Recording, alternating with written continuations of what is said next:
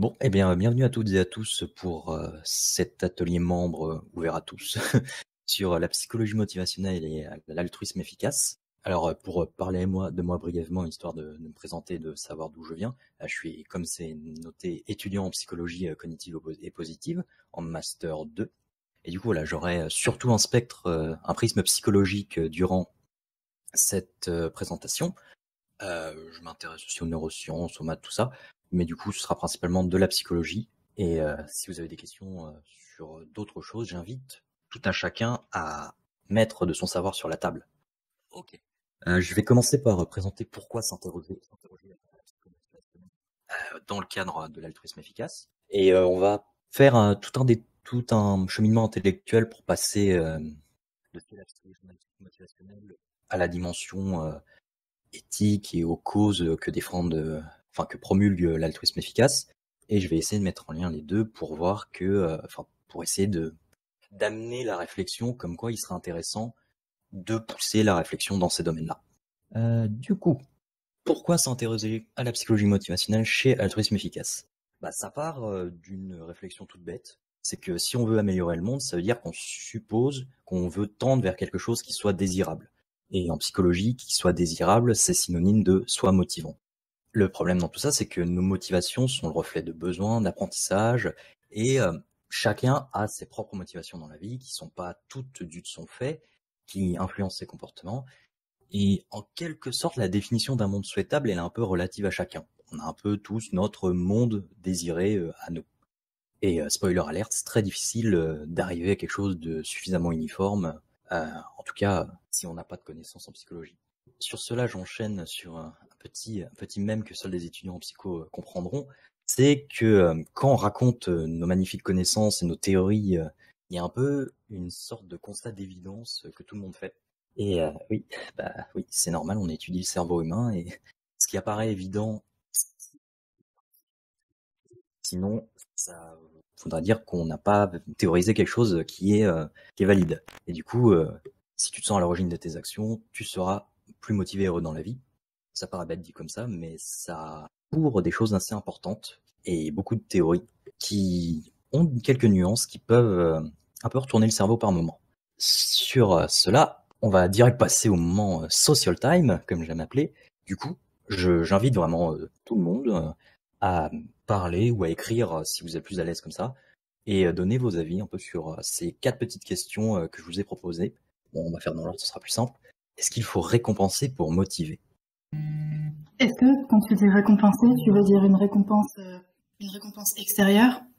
Ou bien est-ce que ça peut être une récompense que tu t'accordes à toi-même, ou juste est-ce que la récompense peut être juste le sentiment de bien-être que tu retires d'avoir fait quelque chose? C'est une précision tout à fait essentielle, à vrai dire, et c'est bien que ça apparaisse dès le début. Effectivement, la récompense, faut la définir sous l'angle externe. Si je reçois de l'argent, si je reçois un avis positif, un feedback positif, ou alors un état de satisfaction purement interne. Alors, est-ce que la récompense ou l'appréhension, anticipation de la récompense, est-ce que c'est ça qui est important pour la motivation?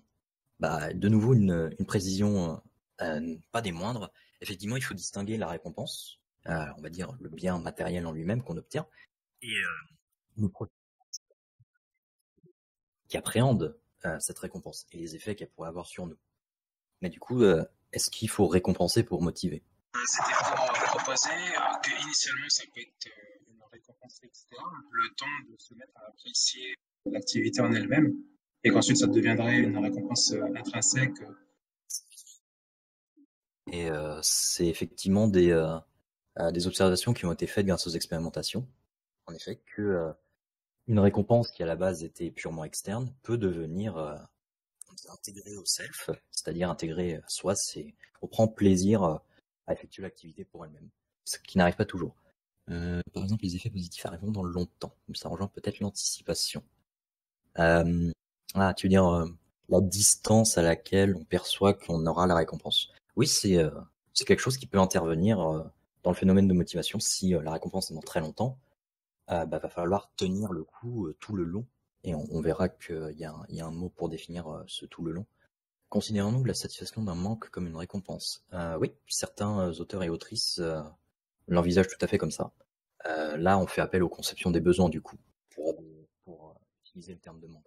Alors, je pense que si la récompense devient le seul moteur, on ouvre la porte aux dérives et notamment on préférera court-circuiter l'action s'il existe un autre moyen d'obtenir de la récompense. Je pense que l'accomplissement de la tâche doit toujours au moins un peu être une motivation en soi. C'est une excellente remarque, effectivement. Et ouais, c'est d'ailleurs ce qu'on observe en fait dans le système éducatif, on va dire classique, avec le système d'examen, que en fait les gens cherchent moins à apprendre les cours et plus à obtenir la meilleure note. Et en fait, c'est pas du tout les mêmes processus qui sont mis en jeu à ce moment-là.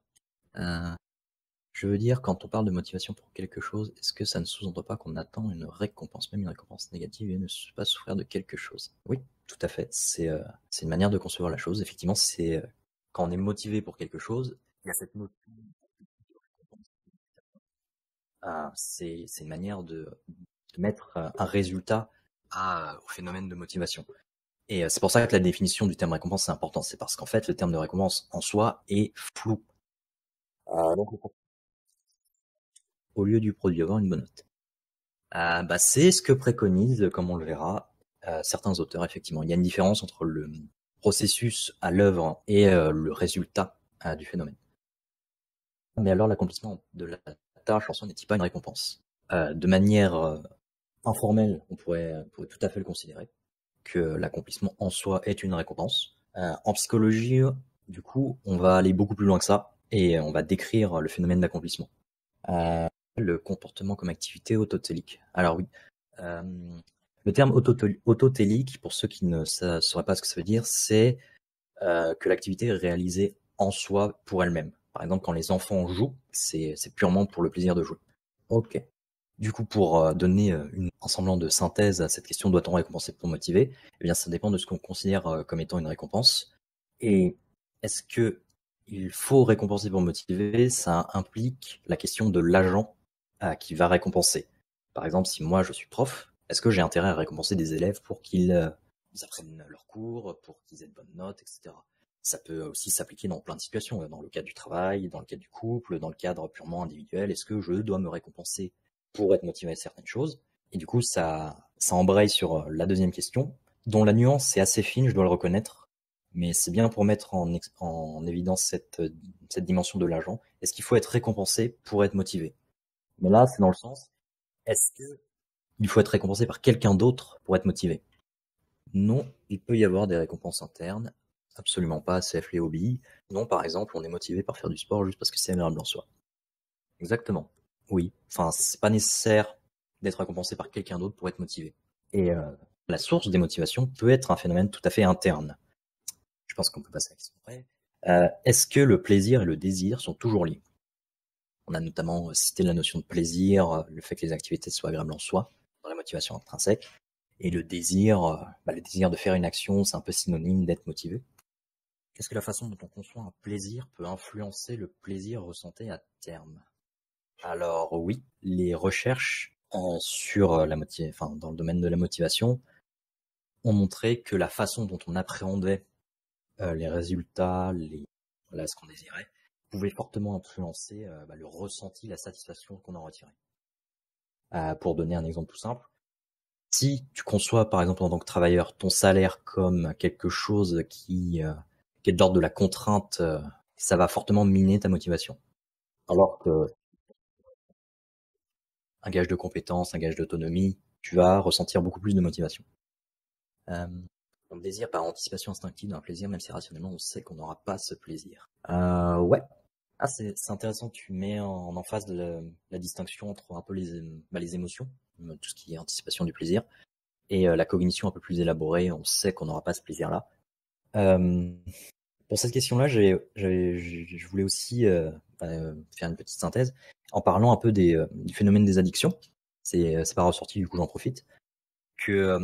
On a observé, grâce aux études sur l'addiction, que les circuits du plaisir et du désir, neurologiquement, ils sont distincts. Et que, en fait, une personne qui est, on va dire, addict à quelque chose, ça peut être un produit psychotrope ou alors le sport, on peut être accro à l'activité qui procure cette dose de produits chimiques. Et en fait, on a vu que ces personnes-là désiraient faire ces activités, ces comportements, mais n'en retiraient pas de plaisir.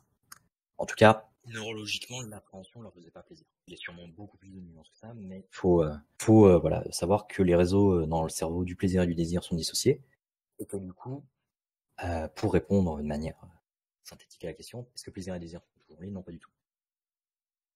Ok. Et du coup, c'est bien, une excellente discussion. Et du coup, dernière interrogation que je vous propose, est-ce que être motivé signifie entrer en action? Alors, il y a beaucoup de non. Souvent, je me sens motivé pour faire des choses, mais quand j'essaie de passer à l'action, je bloque complètement. Tout à fait. C'est exactement les nuances de langage qu'on discute. La procrastination, oui, c'est ça. Remettre à plus tard ce qu'on aimerait faire. Il y a des théories de la procrastination en plus. On peut être motivé mais reporter, on peut être motivé par énormément de choses et ne pas avoir le temps du tout de faire aussi. Les résolutions du nouvel an, oui, c'est un peu ça. Ok, je pense pour anticiper ce qu'est la motivation. Du coup, voilà la diapo de transition. Il y a beaucoup de variables qui peuvent influencer les motivations. Et la notion de récompense, c'est assez vague en soi, en tout cas toute seule. Évidemment, l'humain, la psychologie, c'est compliqué. C'est une science dont on n'a pas encore toutes les clés, et sûrement qu'on les aura pas toutes. Mais c'est justement quand on se heurte à la complexité qu'il ne faut pas abandonner. Voilà, petit message de motivation. Du coup, on va pouvoir aborder un peu plus en bloc l'idée reçue sur la récompense, que en tout cas moi je considère qu'il y a une idée reçue et une idée répandue. Communément, on pense qu'il suffit d'être récompensé pour être motivé. Or, on l'a vu, la récompense est un peu floue. Évidemment, la récompense, ça peut être un facteur de motivation, et on verra que dans certains cas, c'est un bon facteur de motivation, mais en elle-même, elle n'est pas capable de produire des changements durables de comportement. En tout cas, c'est pas la variable principale qu'on va utiliser pour expliquer ce genre de changements. Dans les faits, la récompense, il faut vraiment la considérer comme ces auteurs originels l'ont défini, c'est un renforçateur. Ça veut dire c'est un stimuli qui va renforcer des comportements, des dispositions qui étaient présentes, qui va permettre d'associer différents phénomènes. Et c'est un abus de langage pour le coup de dire que la récompense c'est de la motivation. La récompense n'est qu'un élément particulier qui focalise l'appréhension du phénomène de motivation en fait sur la dimension des résultats. C'est une vision très simpliste qui simplifie trop le phénomène pour considérer encore aujourd'hui que ça doit être un paradigme à lui seul. Du coup, on va parler de la motivation en tant que telle.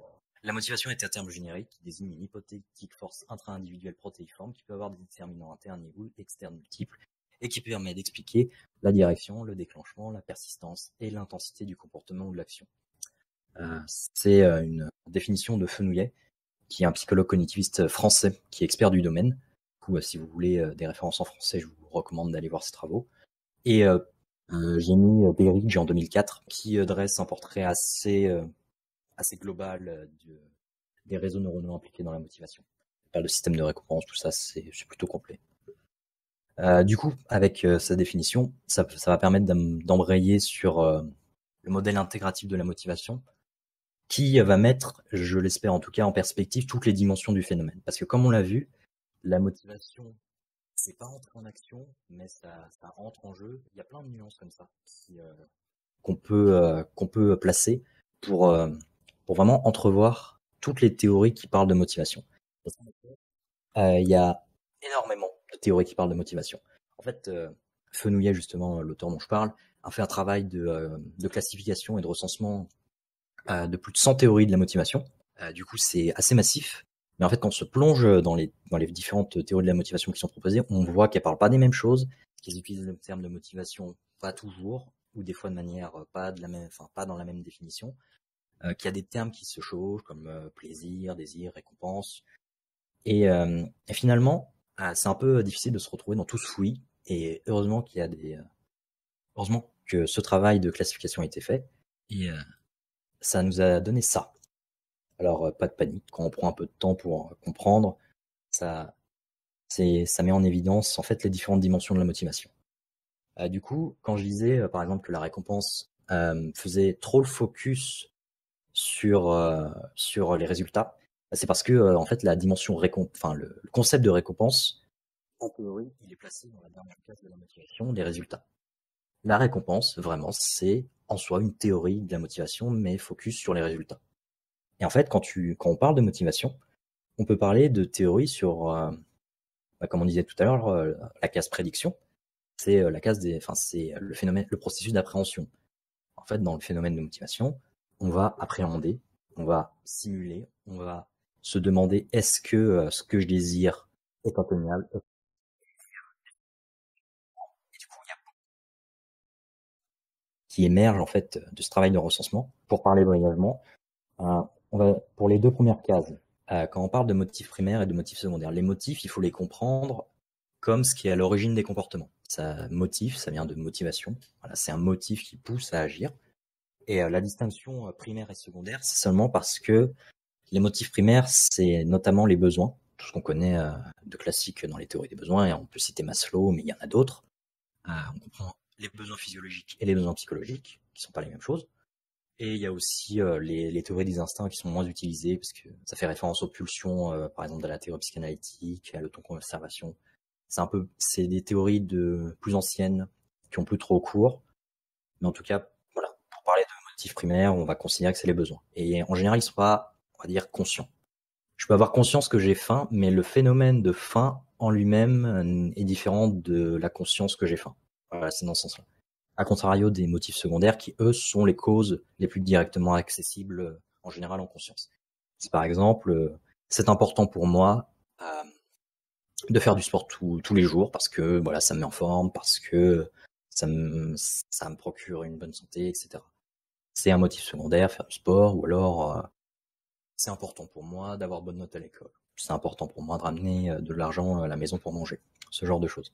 Voilà, il y a différentes nuances, il y a différents types de théories dans ces motifs-là. Je vais pas les énumérer parce que je serais faire un cours sur la motivation et c'est pas très pertinent, je pense. La notion de prédiction, j'en ai parlé. Et la case, les théories des choix ou des décisions, c'est à partir de ce moment-là qu'on va voir un tournant conceptuel dans le phénomène de motivation. On va plus parler de motivation, on va parler de volition.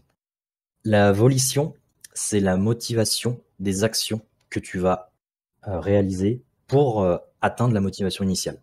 C'est une nuance qui est peut-être pas facile à percevoir, mais en gros, moi je me le représente comme ça. Je peux être très motivé à avoir d'excellentes notes en cours, mais je peux ne pas du tout être motivé pour travailler 2 heures par jour pour avoir ces bonnes notes-là. Et c'est là qu'intervient la distinction motivation-évolution, et qui est ultra importante finalement pour comprendre pourquoi certaines personnes prétendent être motivées par certaines choses et en fait font des actions qui ne sont pas du tout compatibles avec ça. Ou alors pour expliquer le phénomène de procrastination. Et du coup, d'un point de vue juste éthique, cette distinction-là, elle apporte une nuance qui est quand même super importante. C'est qu'on peut être très motivé à agir moralement, par exemple, mais on peut pas du tout être motivé à réaliser toutes les actions les actions qui peuvent être très demandantes pour agir moralement. C'est pour ça que la distinction motivation-évolution est importante. Alors, bon, le modèle a quelques lacunes.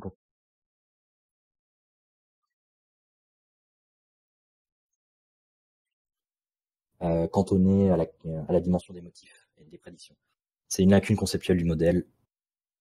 On peut la pointer, mais l'auteur n'a pas encore trouvé de distinction plus claire, on va dire, sémantiquement parlant.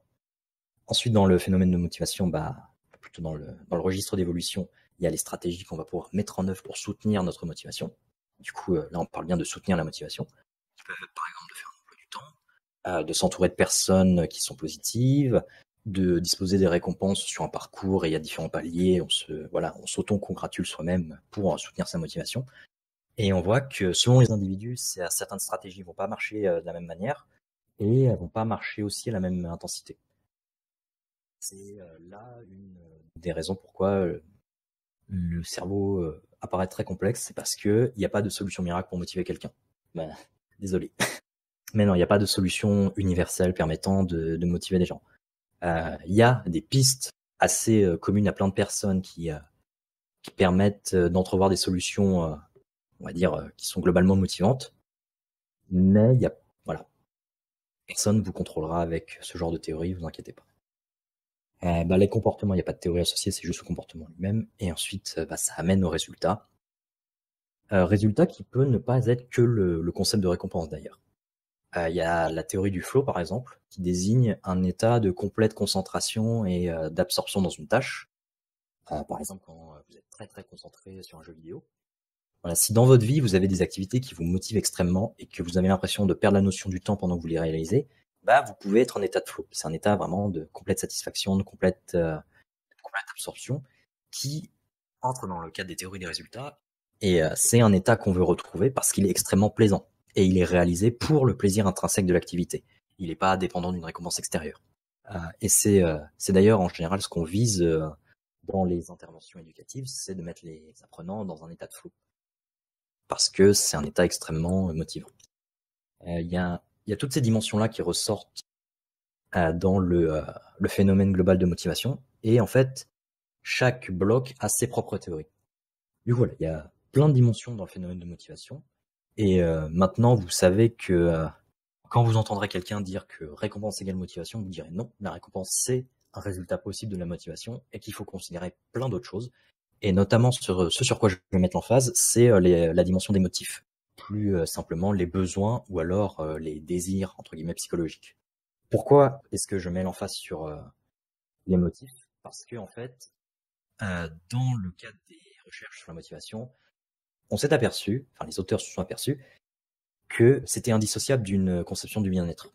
Comme la motivation est liée à la satisfaction, au phénomène de satisfaction, c'est très très difficile de pas le lier à une théorie du bien-être ou de la santé mentale. Bien-être et santé mentale, je le mets un peu en parallèle. La santé mentale, ce sera plus le bien-être psychologique, puisqu'il y a aussi la dimension physiologique. Voilà. En tout cas, il y a les deux. C'est un lien très important et aussi très positif d'avoir ce lien entre les théories de la motivation et le bien-être. Parce que si on désire tendre vers un monde qui soit souhaitable, ça veut dire qu'on veut qu'il soit motivant pour les personnes. Et pour qu'il soit motivant, en fait, il faut qu'il apporte du bien-être aux personnes. Et encore, une fois, comme je l'ai dit en début de présentation avec le biais d'évidence en psychologie, quand on parle de théorie que ça a l'air évident, la nuance. En tout cas, moi, j'en suis convaincu. Et du coup, dans ce cadre-là, je vais présenter quelques théories entre guillemets majeures ou alors très sensiblement liées à cette notion de bien-être, de santé mentale et de monde souhaitable, qui me semble importante à présenter. La première, c'est la théorie de l'autodétermination. C'est une théorie assez importante en psychologie motivationnelle. Il y a énormément de recherches là-dessus. Et globalement, ça raconte des choses qu'on a discutées tout à l'heure durant les discussions.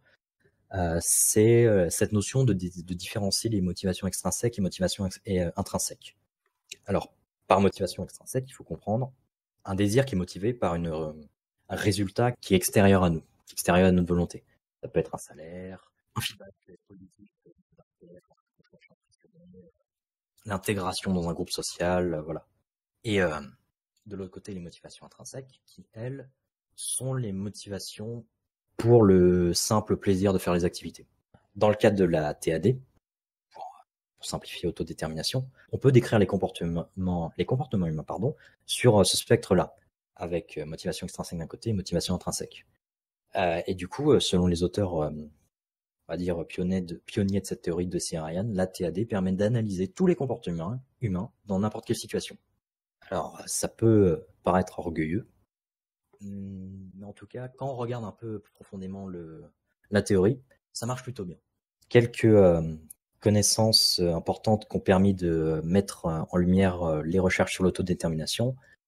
Il existerait 3 besoins psychologiques de base, l'autodétermination, la compétence et les relations sociales. Par autodétermination, il faut comprendre le fait de se sentir à l'origine de ces comportements. Ce serait véritablement un besoin psychologique, c'est-à-dire que le bien-être, la santé mentale des individus serait dépendant de la présence ou non de sensations d'autodétermination dans leur vie. Le besoin de compétence, se sentir compétent dans les activités qu'on fait, et le besoin de relations sociales, c'est quelque chose qui est très commun à beaucoup de théories de la motivation. On est des animaux sociaux, c'est pas qu'une proposition évolutionniste, ce serait aussi, selon cette théorie toujours, un besoin psychologique de base. C'est quand même cool parce que ces besoins se veulent universels. En tout cas, ils se veulent présents chez tous les individus. À différentes doses, sous différentes formes, mais en tout cas, ces 3 besoins-là seraient présents. Dans le fond, d'avoir une notion de besoin qui met en avant l'autonomie des individus. Et on a une autre distinction avec 3 motivations autodéterminées, qui ne sont pas les mêmes choses.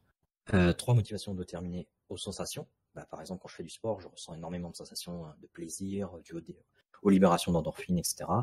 Le repos des muscles après effort. Ça, ce serait une motivation innée chez les individus d'avoir une certaine, on va dire, dose de sensations dans sa vie.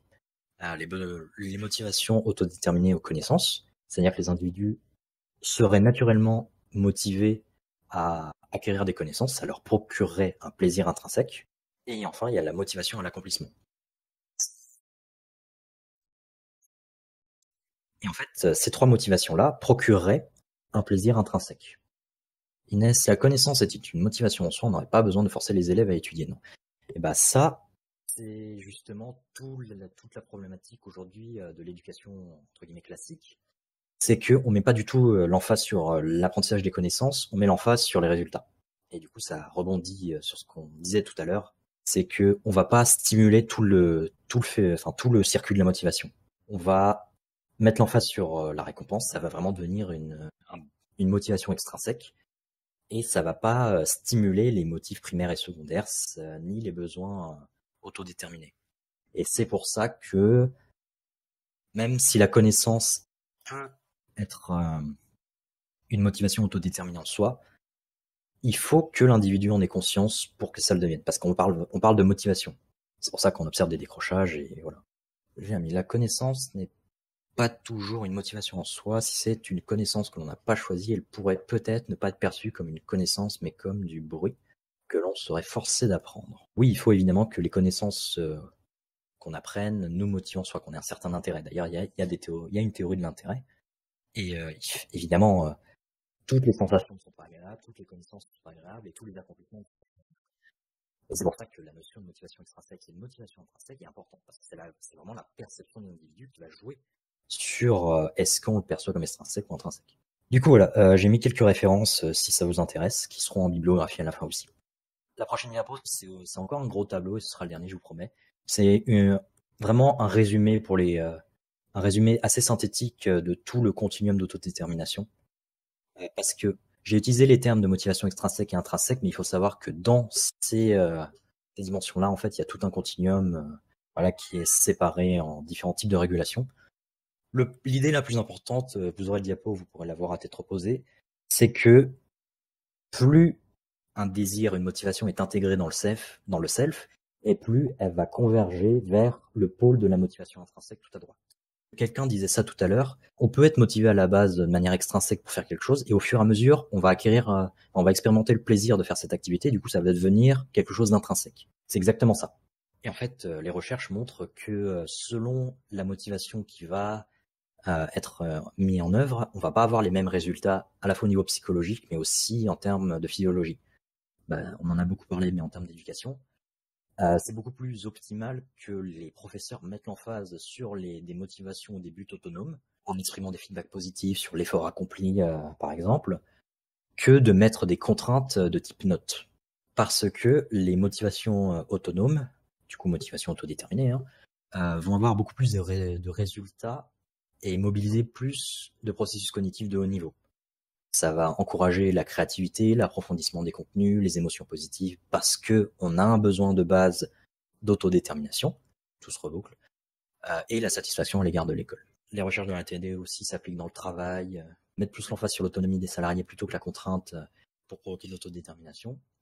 Et ça résulte en plein de conséquences positives en termes de persistance, de satisfaction professionnelle, d'attitude au travail, d'engagement, etc. Et en termes de santé, beaucoup d'impacts positifs. Ça réduit le nombre de maladies durant la vie. Ça améliore le système cardiovasculaire, la respiration, sans oublier tous les comportements, on va dire, sains qu'une motivation autodéterminée peut engendrer, étant donné qu'elle est liée, comme je l'ai dit, aux besoins de base. Du coup, voilà, la théorie de l'autodétermination, grosse théorie de la motivation, avec beaucoup de mesures possibles dans différents domaines, comme les auteurs le promulguent. Cette théorie permet de les analyser dans n'importe quel champ de la vie humaine.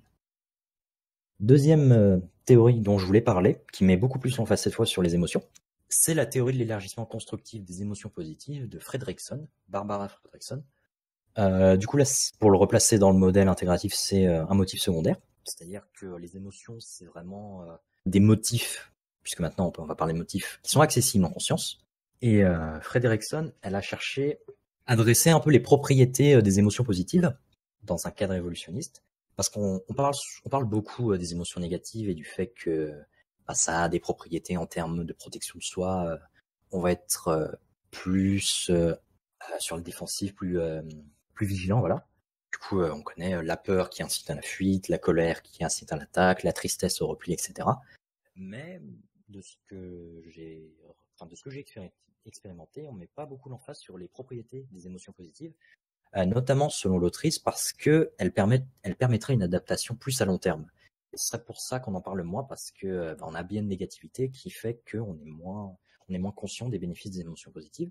Par exemple, la joie qui a la propriété d'inciter au jeu et à la créativité, l'intérêt à l'exploration, la satisfaction au savourement des moments et leur intégration dans le self, la fierté incite au partage, au dépassement de soi, et l'amour, qui est aussi une émotion positive, mais elle a un statut un peu particulier dans le cadre des théories de Fredrickson, parce que c'est un amalgame de toutes les émotions positives. L'amour qui favorise la récurrence des liens sociaux avec les personnes aimées. Bon, ça semble logique dit comme ça. En fait, ce que promue la théorie de l'élargissement constructif des émotions positives, ce serait d'accorder beaucoup plus d'importance à ces émotions positives, que ce soit les siennes ou les autres, parce qu'elles ont énormément de bénéfices à long terme, en termes de développement, en termes de mise en place d'un contexte environnemental qui soit positif, qui permette une certaine résilience ou résistance aux éléments négatifs de la vie.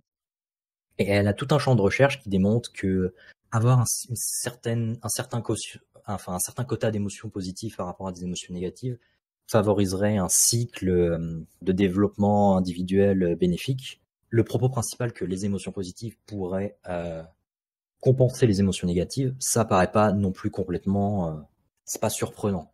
C'est même un savoir intéressant de se dire que on peut travailler en rapport pour contrer les émotions.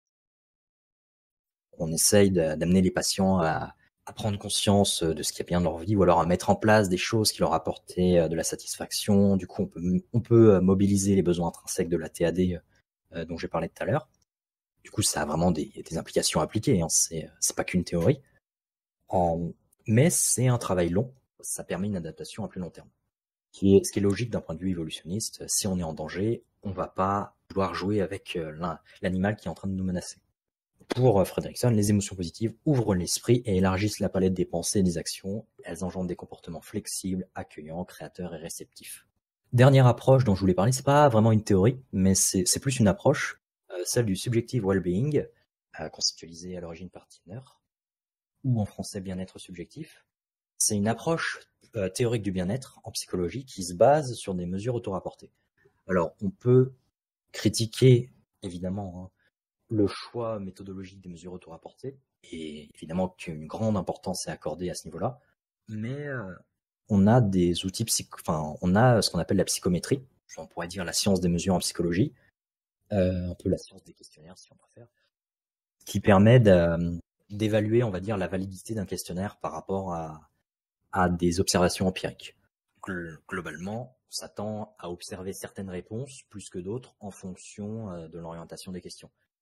Si à un questionnaire, une personne en dépression note énormément d'émotions positives, on peut remettre en question la validité du questionnaire. Mais si les observations sont cohérentes, on a des raisons de penser que ces questionnaires et ces mesures auto-rapportées ont une utilité. Et en outre, c'est difficile de parler de bien-être sans interroger les personnes sur ce qu'elles considèrent leur apporter du bien. Et du coup, le subjective well-being, on peut le décomposer jusqu'à 4 dimensions. Et là, ça fait rebond avec ce qu'on parlait tout à l'heure dans la discussion. On peut considérer le versant émotionnel, du coup émotions positives et émotions négatives, ou le versant cognitif qui est beaucoup plus une évaluation consciente de sa vie. On parle de life satisfaction dans les recherches en anglais. Et ces 4 dimensions-là, on peut les évaluer et dresser un certain niveau de bien-être selon les personnes. Et du coup, quand on lit ça avec la théorie de l'autodétermination, la théorie de l'élargissement constructif des émotions positives, et c'est là on a une approche. on voit en fait que la psychologie est un champ de recherche qui a aussi des outils utilisables d'une perspective plus opérationnelle, comme peut le faire Altruisme Efficace par exemple. Et du coup, les recherches sur le bien-être subjectif ont fait des liens avec les traits de personnalité. On voit que l'aptitude à prendre conscience de ses émotions positives, à réduire ses émotions négatives par des stratégies, la confiance en soi et l'aptitude à gérer ses relations, par exemple, ça a des liens avec le bien-être subjectif. Plus nos traits de personnalité favorisent une certaine disposition à l'environnement, et plus notre bien-être subjectif va en s'accroissant. Ensuite, il y a des recherches, par exemple, sur le fait de gagner de l'argent, quelle relation ça peut avoir avec notre bien-être. Et ce que semblent montrer les recherches, c'est que la richesse a une relation curviligne avec le bien-être subjectif. Ça veut dire que au début, quand on va gagner une certaine somme d'argent, notre bien-être va augmenter, puisque c'est un construit social qui est fortement relié au niveau de vie et à quelque chose de positif, et qu'on va pouvoir avoir un niveau de vie beaucoup plus qualitatif. Mais à un certain niveau, le gain d'argent ne va plus procurer autant de bien-être. C'est pour ça qu'on parle de relations curvilignes. Ça va commencer à stagner. Et il y a certaines recherches qui semblent même arguer que si on gagne trop d'argent, notre bien-être diminue. Au niveau des recherches sur la santé, ça a une association extrêmement positive. Quand on a une disposition à l'optimisme, à des affects positifs, globalement, ça a des impacts extrêmement favorables et de manière très durable. On parle de gains en termes d'années, on a beaucoup moins de maladies, notre système immunitaire est plus performant. Mais l'idée, c'est pas de dire que si on ressent des émotions positives, on a tout ça. Non, il faut comprendre une relation beaucoup plus systémique entre le bien-être et les différentes dimensions sur lesquelles il agit. C'est comme avec l'argent, quand on a une disposition à l'optimisme, on va beaucoup plus avoir de pensées positives, et du coup on va peut-être être moins tenté de ruminer des émotions négatives. On va être peut-être plus performant au travail, on va être plus ouvert, et là on rebondit sur la théorie de l'élargissement constructif des émotions positives. C'est exactement ça que ça veut dire. C'est que les émotions positives ont des propriétés qui permettent d'ouvrir les personnes à leur environnement. Il y a des recherches sur la méditation aussi, qui ont montré des liens positifs avec le bien-être subjectif.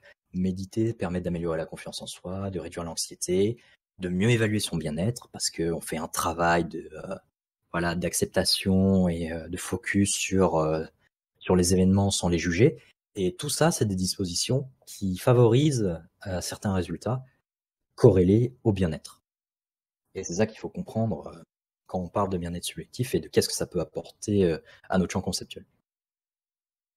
Et un dernier champ de recherche que je pensais intéressant de parler, c'est la notion de ressources, de force et de ressources personnelles, dans le sens plus compétence, on va dire.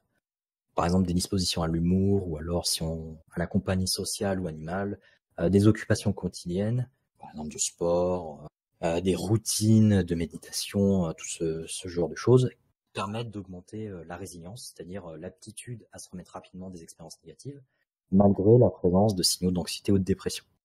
Et ça permet de bien insister sur une chose. Le propos, c'est pas du tout de bannir le négatif de notre vie. Et je pense même que ce serait vraiment dangereux de raisonner comme ça. Les émotions négatives ont des propriétés, elles sont utiles, et exprimer de la colère, ça peut être très sain, avoir peur, ça peut être très sain, et il faut toujours le mettre en contexte. Et il faut pas non plus faire l'apologie du positif, parce que être trop positif et ignorer les dangers de notre environnement peut faire un effet boomerang et vraiment causer des dégâts psychologiques assez importants. Et je trouve ça important de le préciser, notamment dans notre époque où on observe l'essor des courants de développement personnel, dont certains, pas tous, dont certains promulguent des dérives assez incroyables, qui sont pas du tout basées sur des preuves empiriques. Je trouve ça important de relativiser le rôle du négatif dans notre vie et de pas toujours être positif. On a le droit de pas se sentir bien. Pas de vrai. Le propos, c'est d'arriver à concevoir les deux en même temps. Voilà, c'est d'accepter qu'on peut avoir des émotions négatives, c'est accepter ces émotions positives même quand on va mal. Ce qui m'amène à la dernière dimension de cet atelier, donc que je voulais aborder sur la question de la santé mentale. Alors, ce que j'entends par santé mentale, j'ai repris la définition de l'Organisation mondiale de la santé, du coup l'OMS, qui définit la santé mentale à la fois sur le fait de pas avoir de troubles psychologiques, entre guillemets, et à la fois de développer ses compétences. Il y a les deux. Du coup, ça fait écho avec cet aspect de considérer à la fois le négatif et le positif.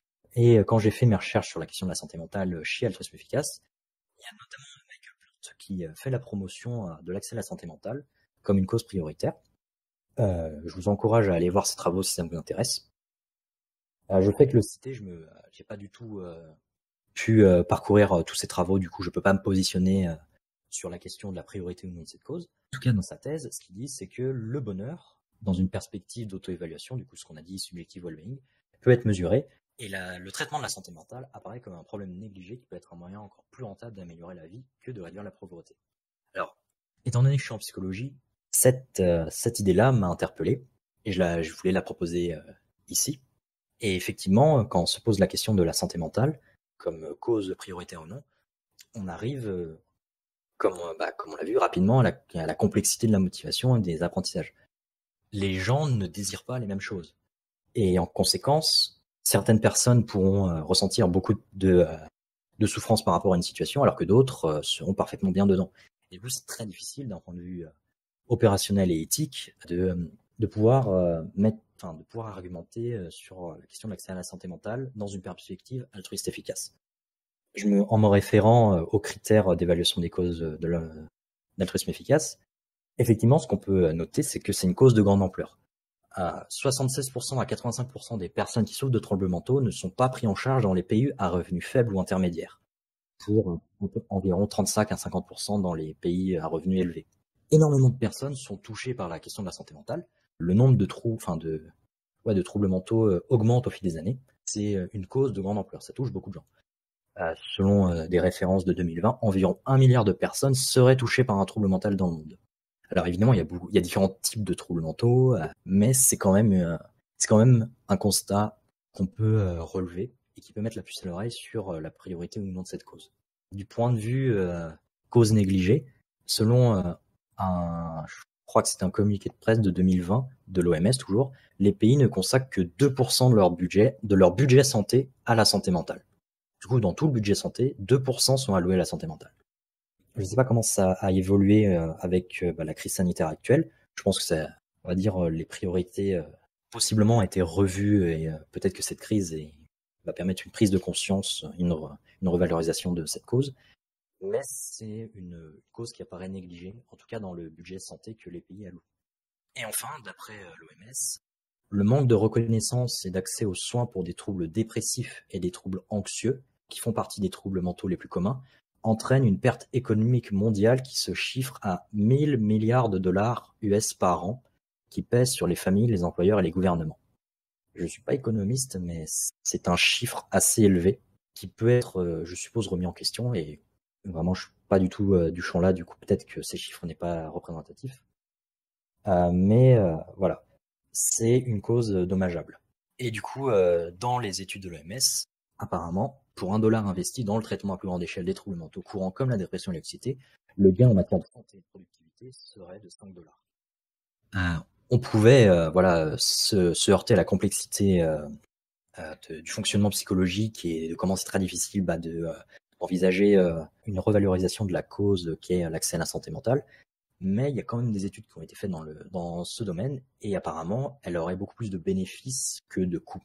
Mais comme je disais, d'un point de vue altruisme efficace, il faut aussi qu'on puisse agir de manière rentable sur une cause pour pouvoir s'y intéresser. Alors peut-être que je dis une hérésie, mais dans l'idée, c'est que si c'est très très difficile d'intervenir sur une cause, c'est peut-être pas le plus optimal d'allouer des ressources là-dessus, et peut-être qu'en intervenant autre part, ça aurait plus de bénéfices. Alors selon la thèse de Michael Plant, ce serait pas le cas, et c'est une question qui est tout à fait à débattre. Moi, ma perspective là-dessus, c'est que l'accès à la santé mentale, c'est effectivement une cause prioritaire, mais qui aurait des bénéfices vraiment sur le long terme. Et ça,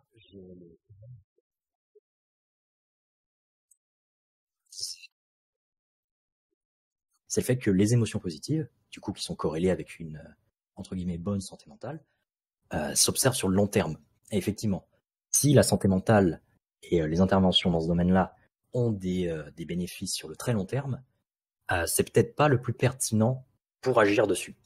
De plus, il faut faire la distinction entre traiter les troubles mentaux, ça c'était le paradigme dominant avant l'émergence de la psychologie positive, et aider les personnes à développer leur mentalité, parce que c'est pas la même chose. Traiter les troubles mentaux, aujourd'hui on a énormément de méthodes thérapeutiques qui sont rodées pour ça. On peut citer notamment les thérapies cognitives ou comportementales qui ont des résultats assez efficaces. Et du coup, c'est pas complètement impossible de traiter des troubles mentaux. Bon, ça dépend de la gravité du trouble, évidemment. Mais on a des méthodes d'intervention qui sont possibles. Cependant, c'est pas la même chose qu'aider les personnes à développer leur potentiel parce que, comme on l'a vu, la motivation, c'est pas la même chose que l'évolution, qui sont les motivations des actions qu'on met en place pour réaliser nos motivations. Et mettre en place un contexte positif, des dispositions favorables, mettre en place un cycle récursif de résilience, c'est pas quelque chose de facile à faire. Surtout si on revient ou alors qu'on a des difficultés émotionnelles ou alors cognitives. Et en fait, si on reprend les théories de l'autodétermination qu'on a montrées et aussi la théorie des émotions positives, c'est surtout vers la dimension développer leur potentiel qu'on aimerait que les individus aillent. Parce que c'est là qu'on va observer le plus de résultats positifs en termes de bien-être, dans une perspective économique, sur le développement de la société. Parce que les individus qui sont mieux dans leur peau sont moins portés à avoir des émotions négatives, à plus communiquer entre eux, parce que les émotions positives ont cette propriété d'ouverture, comme je l'ai montré. Ça a énormément de bénéfices sur la société et son développement.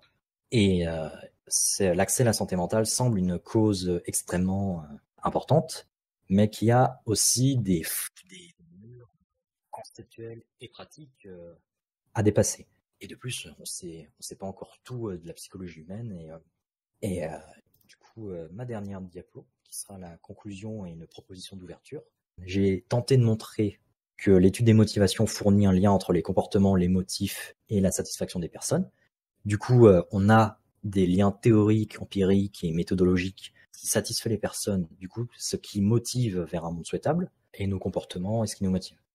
Mais on a vu que le retour, on va dire, sur investissement se faisait beaucoup sur le long terme. Peut-être qu'investir dans la cause de l'accès à la santé mentale, c'est pas optimal par rapport à d'autres causes comme la pauvreté, comme la souffrance animale. Du coup, on peut peut-être dresser ce schéma où l'investissement sur les personnes met plus de temps à revenir sur les sociétés, parce que c'est ça qu'on vise, hein, c'est que autant agir sur le bien-être des personnes, c'est bien, mais étant donné qu'il y a la perspective sociale dans ce qui nous satisfait, on s'attend à ce que ça ait un retour sur les sociétés. Et dans l'idéal, c'est ce cycle-là qu'on aimerait observer. Alors qu'à contrario, les sociétés peuvent agir sur les personnes de manière beaucoup plus directe, je dirais, même si j'ai un gros doute sur cette proportion. Agir sur la pauvreté, c'est des interventions beaucoup plus opérationnelles, ça parle beaucoup mieux aux personnes et ça ne souffre pas des biais d'évidence dont j'ai parlé en psychologie, de se dire ah bah oui, c'est évident que si tu es à l'origine de ton comportement, tu te sentiras mieux. Quand on a cette évidence en tête, on est en quelque sorte satisfait de ce qu'on a et on va pas penser plus loin. Et pourtant, il faudrait penser plus loin. Et du coup, un scénario qui serait possible pour justifier l'intérêt à l'accès à la santé mentale, c'est que si on ne prend pas garde aux conditions psychologiques des individus dans une société, on pourrait éventuellement assister à un effondrement beaucoup plus global. Enfin, si les niveaux de dépression et d'anxiété augmentent sans arrêter, les personnes pourraient être moins motivées au travail, elles pourraient avoir moins de confiance entre les individus, entre les gouvernements, et ça pourrait faire un cercle assez négatif et assez vicieux. Et du coup, c'est peut-être dans cette perspective-là qu'on peut comprendre que l'accès à la santé mentale et du coup toutes les interventions qu'on pourrait faire et qu'on peut faire aujourd'hui, devraient être prioritaires. Je sais plutôt pour cette idée-là, mais c'est vraiment une question qu'il faut débattre. Si vous avez des questions, n'hésitez pas. Ou si vous voulez rebondir sur quelque chose, n'hésitez pas. Merci de m'avoir écouté.